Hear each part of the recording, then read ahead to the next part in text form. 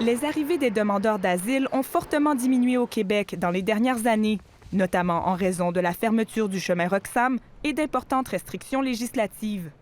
Le Québec compterait tout de même près de 190 000 demandeurs d'asile, soit 37 % de tous ceux présents au Canada.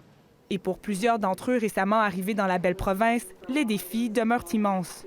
Le principal impact, c'est pour les personnes en demande d'asile qui ont besoin d'hébergement. Soit les personnes vont se retrouver dans les refuges pour personnes en situation d'itinérance. Et les ressources pour personnes en situation d'itinérance continuent de s'adapter. Il y a des situations qui sont problématiques et où l'équipe n'est pas forcément outillée pour les accompagner adéquatement et où elle manque souvent des réponses.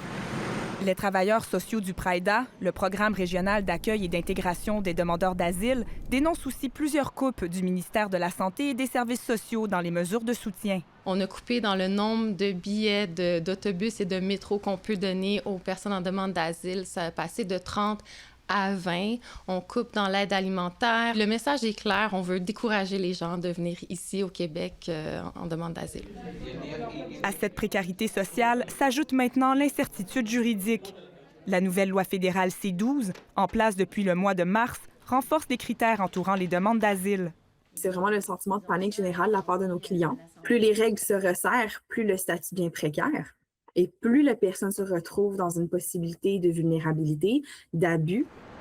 Les intervenants rencontrés estiment que la précarité des demandeurs d'asile n'a jamais été aussi visible, malgré la baisse des arrivées. C'est pourquoi ils appellent les gouvernements à revoir les restrictions actuelles afin de préserver l'accès aux services de soutien pour ces personnes qui ont souvent fui leur pays par nécessité. Ici Camille Cassis-Simonet, Radio-Canada, Montréal.